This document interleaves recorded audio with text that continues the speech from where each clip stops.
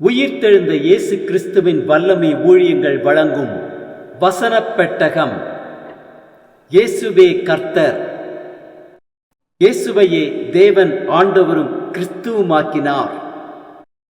இயேசுவே ராஜாதி ராஜா, கர்த்தாதி கர்த்தா. கிறிஸ்துவே மரித்தோர் மேலும் ஜீவனுள்ளோர் மேலும் ஆண்டவர். கிறிஸ்துவே போதகரும் ஆண்டவருமாயிருக்கிறார்.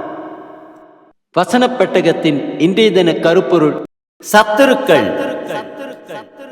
நான் உம்மை நோக்கி கூப்பிடும் நாளில் என் சத்துருக்கள் பின்னிட்டு திரும்புவார்கள்.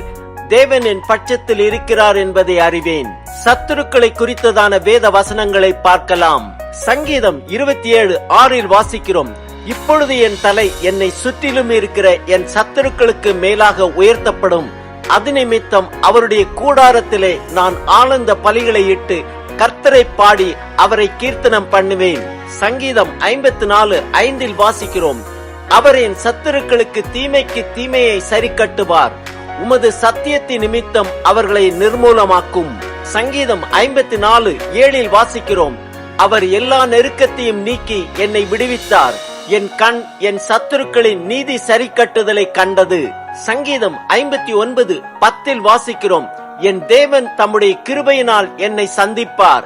தேவன் என் சத்துருக்களுக்கு வரும் நீதி சரி கட்டுதலை நான் காணும்படி செய்வார். சங்கீதம் 92:11 வாசிக்கிறோம்: என் சத்துருக்களுக்கு நேரிடுவதை என் கண் காணும். எனக்கு விரோதமாய் எழும்புகிற துன்மார்க்கருக்கு நேரிடுவதை என் காது கேட்கும்.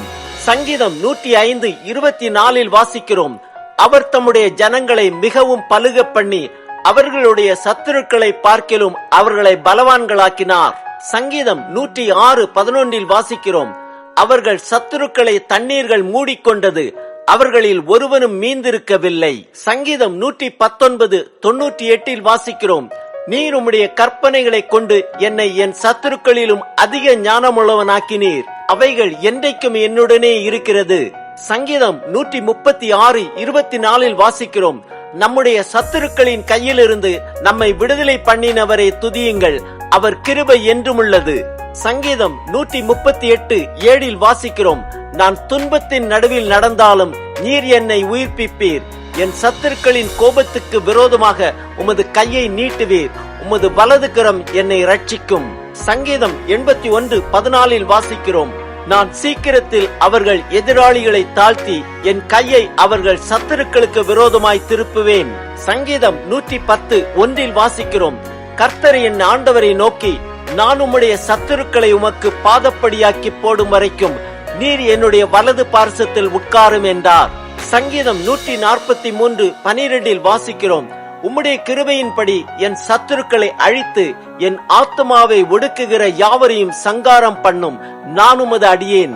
நீதிமொழிகள் 16:7 வாசிக்கிறோம்: ஒருவனுடைய வழிகள் கர்த்தருக்கு பிரியமாயிருந்தால் அவனுடைய சத்துருக்களும் அவனுடைய சமாதானம் ஆகும்படி செய்வார். ஏசாயா 42:13 வாசிக்கிறோம்: கர்த்தர் பராக்கிரமசாலியை போல புறப்பட்டு யுத்த வீரனை போல வைராக்கியம் உண்டு முழங்கி கர்ஜித்து தம்முடைய சத்துருக்களை மேற்கொள்ளுவார். ஏசாயா 59:18 வாசிக்கிறோம்: கிரியைகளுக்கு தக்க பலனை அளிப்பார். தம்முடைய சத்துருக்களிடத்தில் உக்கிரத்தை சரிக்கட்டி தம்முடைய பகைஞருக்கு தக்க பலனையும் தீவுகளுக்கு தக்க பலனையும் சரிக்கட்டுவார்.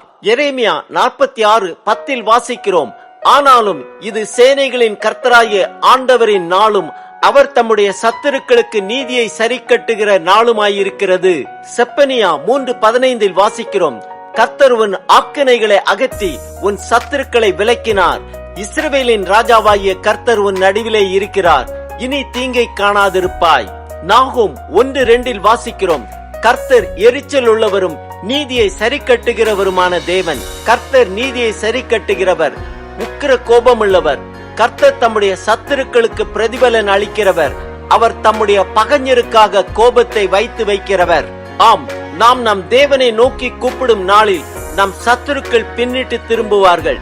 நம் தலையை நம்மை சுற்றிலும் இருக்கிற நம் சத்துருக்களுக்கு மேலாக உயர்த்துவார். நம் சத்துருக்களுக்கு நேரிடுவதை நம் கண் காணவும், நமக்கு விரோதமாய் எழும்புகிற துன்மார்க்கருக்கு நேரிடுவதை நம் காதுகள் கேட்கவும் செய்த தேவனுக்கு ஆனந்த பலிகளை இட்டு அவரை பாடி அவரை கீர்த்தனம் பண்ணுவோம்.